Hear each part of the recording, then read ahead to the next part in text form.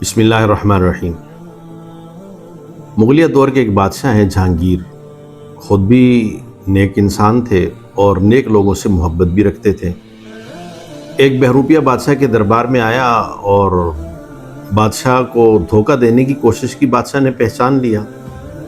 اور اس زمانے میں بادشاہوں کے دربار میں ایسے بہروپیے آیا کرتے تھے کہ جو روپ بدلتے، کبھی کسی روپ میں کبھی کسی روپ میں۔ تو بہروپیہ بھی مختلف اس نے روپ اختیار کیے، کبھی سپاہی کا، کبھی بڑھیا کا، کبھی فقیر کا۔ ہر دفعہ بادشاہ پہچان جاتا۔ بادشاہ نے اسے انعام کی شرط رکھی کہ اگر تم ایسا روپ اختیار کرو کہ میں نہ پہچان سکوں تو میں تمہیں اتنا انعام دوں گا۔ اس بہروپیے نے کہا ٹھیک ہے۔ اب وہ چونکہ اس کا پروفیشن تھا اور پروفیشن میں چیلنج آدمی کو بہت ہٹ کرتا ہے، تو بہروپیہ چلا گیا۔ کچھ عرصے بعد بادشاہ کو، چونکہ بادشاہ نیک لوگوں کی میل ملاقات کو بہت پسند فرماتے تھے، انہیں پتہ چلا کہ فلاں شہر کے قریب ویرانے میں ایک صاحب ہیں اللہ والے جو تارک دنیا ہیں، وہاں پہ وہ ایک کٹیا ہے، ایک جھونپڑی ہے، اس میں وہ اللہ اللہ کر رہے ہیں اور لوگ ان کی زیارت کے لیے آتے ہیں۔ تو بادشاہ بھی ان کی ملاقات کے لیے چلا گیا۔ دوران ملاقات بادشاہ نے ہدیے میں ایک تھیلی درہم اشرفیوں کی پیش کی، اور وہ اللہ والے جو تھے انہوں نے لینے سے انکار کر دیا اور دھتکار دیا۔ بادشاہ واپس اپنے محل میں آ گیا۔ دوسرے دن وہ بہروپیہ جس کے ساتھ بادشاہ کی شرط بدی تھی وہ آ گیا، اور اس نے کہا کہ صاحب لائیے میرا انعام۔ بادشاہ نے کہا تم نے کب روپ دھارا؟ تو اس نے بتایا کہ آپ وہ جو فلاں کٹیا میں اللہ والوں سے ملنے گئے تھے وہ میں ہی تھا۔ تو بادشاہ نے اس کو جو رقم طے تھی وہ دے دی، لیکن ساتھ یہ کہا کہ اگر تم وہ رقم لیتے تو وہ اس انعام کی رقم سے زیادہ تھی۔ بہروپیہ نے کہا میں نے جن لوگوں کا روپ دھارا تھا ان کی توہین ہوتی اگر میں اس وقت آپ سے وہ پیسے لے لیتا،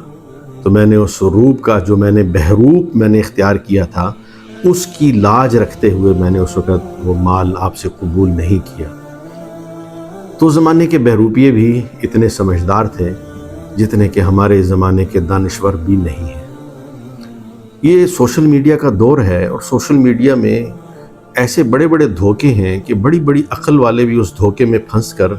اس کا شکار بنتے ہیں، اور انہیں بسا اوقات پتہ بھی نہیں چلتا کہ ہم کیسے دھوکے میں پھنسے ہیں۔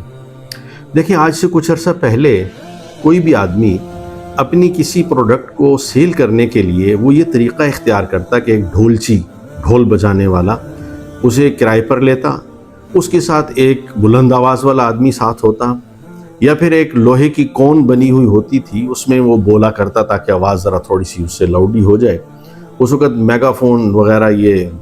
اسپیکر ان کا اتنا رواج نہیں تھا، تو وہ ڈھولچی کسی بھی شہر گاؤں محلے میں چلا جاتا اور ڈھول پیٹتا۔ کافی دیر ڈھول پیٹنے پر جب لوگ جمع ہوتے تو جو بلند آواز والا آدمی ہے وہ جس چیز کو کی وہ اشتہار یا مشہوری کرنا چاہتا تھا اس کا تذکرہ کرتا۔ تو یوں گلی گلی، اور یہ ہمارے میری عمر اتنی 52 سال عمر ہے، ہم نے اپنے بچپن میں اپنے علاقے واکنڈ کے اندر دیکھا کہ ایک صاحب کے ہر 6 مہینے سال کے بعد وہ ڈھولچی آ کر ان کی ایڈورٹائزمنٹ یا اس کی اشتہار تشہیر کیا کرتا تھا۔ پھر آیا یہ پرنٹڈ میڈیا آ گیا، پرنٹ میڈیا جس میں اخبار ہیں، رسائل ہیں، اس میں اشتہارات آنے لگے۔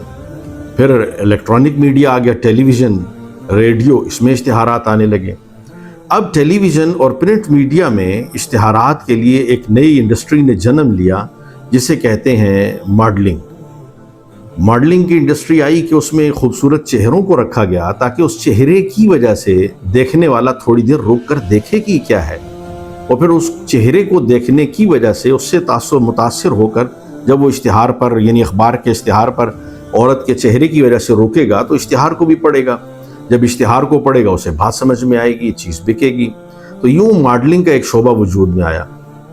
اور ان کے ذریعے سے اشتہارات چلتے رہے۔ اب جو دور آیا یہ ہے سوشل میڈیا کا دور۔ اس میں بھی بہت سارے لوگ آئے، لیکن یہ ایک ایسا پلیٹ فارم بنا کہ جس نے متنوع اقسام کے لوگ جو ہیں ان کو اکٹھا کر دیا ایک جگہ پر، جسے کہتے ہیں نا گلوبل ولیج۔ واقعتاً یہ گلوبل ولیج بن گیا کہ ایک چھوٹی سی جگہ پہ ہر قسم کے لوگ آپ کو دستیاب ہیں۔ اس میں بعض لوگ آئے وہ مذہبی اسکالر کے نام پہ، بعض لوگ آئے اسلامک اسکالر کے نام پہ، بعض لوگ آئے ڈاکٹر کے نام پہ، پروفیسر کے نام پہ، اور انہوں نے لوگوں کے ساتھ جو گفتگو کی وہ اپنے واقعتاً اپنے پروفیشن کے اعتبار سے بڑی اتھینٹک اور بڑی مضبوط باتیں تھیں، بہت اچھی باتیں تھیں، لیکن ان باتوں کے ذریعے سے انہوں نے اپنے لیے سامعین اور ناظرین کا ایک جمع غفیر اکٹھا کیا۔ اب جو تاجر ذہنیت تھی اس نے دیکھا کہ یہ صاحب جو سوشل میڈیا پہ ایک مذہبی اسکالر کے نام سے یا ایک پروفیسر کے نام سے، ایک ڈاکٹر کے نام سے، یا ایک یوں کہیے کہ کھانے پینے کی جو چیزیں ہیں نا، فوڈز، ان کی اتھارٹی کے نام سے کہ جی یہ بتاتے ہیں کہ کون سی فوڈز اچھی ہیں، کون سی 2 نمبر ہیں، اور ان میں کیا کیا 2 نمبری ہوتی ہے۔ بہت سارے لوگ ہیں کہ مختلف عنوانات سے نا انہوں نے اچھے خاصے لوگ اکٹھے کیے ہوئے ہیں۔ تو جو تاجر ذہنیت اس نے دیکھا کہ ان کے آڈینس بہت زیادہ ہے، ان کے سامعین ناظرین زیادہ ہیں، انہوں نے ان کو اپنی پروڈکٹ سیل پہ لگا دیا۔ اب یہ جو ہے اس آدمی کا پروڈکٹ سیل کرنا، یہ میری نگاہ میں، آپ اپنی رائے ضرور دیجئے گا، میری نگاہ میں یہ 2 نمبری ہے، اور 2 وجہ سے 2 نمبری ہے۔ ایک تو آپ کا منصب، دیکھیں اگر آپ کسی یونیورسٹی میں پروفیسر ہوں تو کیا آپ ایسا کریں گے کہ یونیورسٹی میں آپ لیکچر دینے کے لیے جاتے ہوئے ایک ڈبہ ساتھ اٹھا کے لے جائیں اور اپنے لیکچر سے پہلے کھولیں اور بتائیں کہ جی یہ دوائی ہے، بتائیں جی یہ فلاں پروڈکٹ ہے، بتائیں جی یہ فلاں چیز ہے اور اس کے بڑے فائدے ہیں؟ کیا آپ کو کوئی ادارہ اس کی اجازت دے گا؟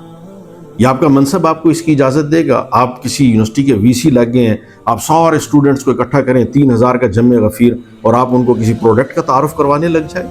یہ آپ کے منصب کے خلاف ہے۔ آپ ممبر رسول پہ بیٹھیں جمعے کے دن اور وہاں پہ اپنی پروڈکٹ کی کسی کی پروڈکٹ سیل کرنے لگ جائیں، آپ سمجھتے ہیں یہ غلط ہے۔ تو جیسے وہاں آپ کی آڈینس ہے، ایسے ہی سوشل میڈیا کی آپ کی جو آپ کی آڈینس ہے وہ آپ کے اس پروفیشن کی وجہ سے آئی ہے جو آپ کے ساتھ منسوب ہے، کہ آپ ڈاکٹر ہیں، آپ پروفیسر ہیں، آپ فوڈ انسپیکٹر ہیں، آپ مذہبی اسکالر ہیں، اسلامک اسکالر ہیں، اس کی وجہ سے آپ کے ساتھ جمع ہوئی، آپ نے دکانداری شروع کر دی، اور وہ کام جو پہلے وہ ڈھولچی کرتا تھا اور اس کے بعد پھر وہ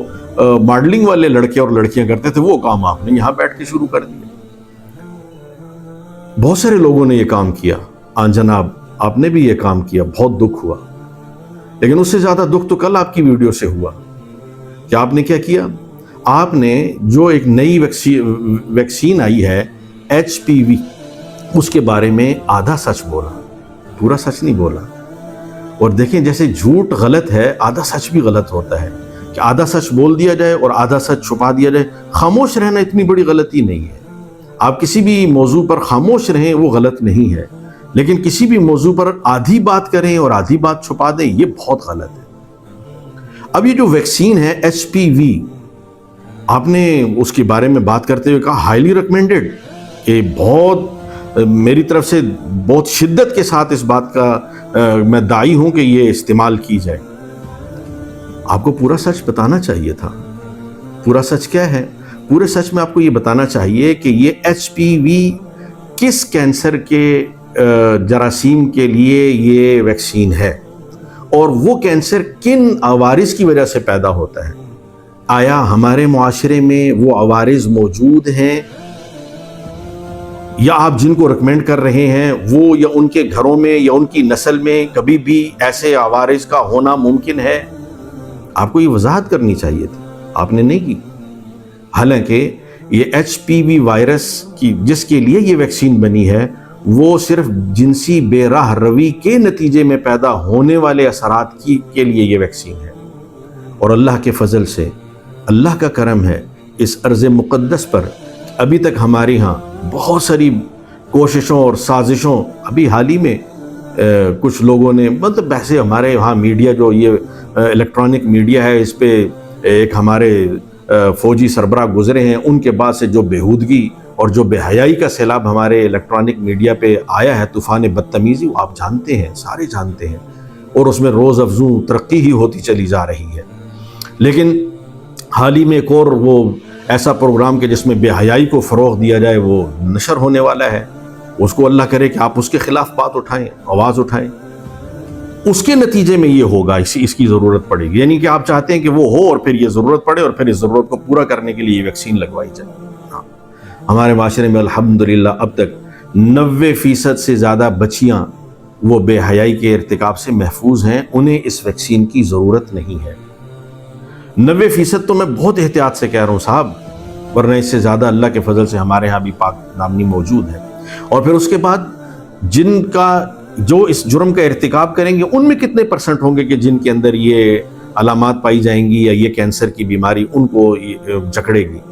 یعنی 90% کے بعد بھی آپ پرسنٹیج آپ بتائیے گا نا، آپ ڈاکٹر آپ تحقیق کریں نا کہ کتنے پرسنٹ چانس ہیں اس کے ہونے کے، یعنی ہونے کے لیے ضروری ہے کہ بے حیائی کا ارتکاب ہو، بے حیائی کے ارتکاب کے بعد کتنے پرسنٹ ہیں کہ جن کے اندر یہ ہوگا، تو آپ اگر غور کریں گے تو خود آپ اس کو تسلیم کریں گے کہ یہ ہزاروں میں ایک ہے، ہزاروں میں ایک، ہزاروں میں ایک کے لیے جو بیماری متوقع ہے، یقینی نہیں ہے، اس کے لیے آپ 100% کو کہہ رہے ہیں کہ سب یہ ویکسین استعمال کریں، ہائیلی ریکمینڈڈ۔ یہ پورا سچ نہیں ہے۔ اور پھر یہ بھی ادھورا سچ ہے، معاف کیجئے گا، وہ ادارہ اور وہ لوگ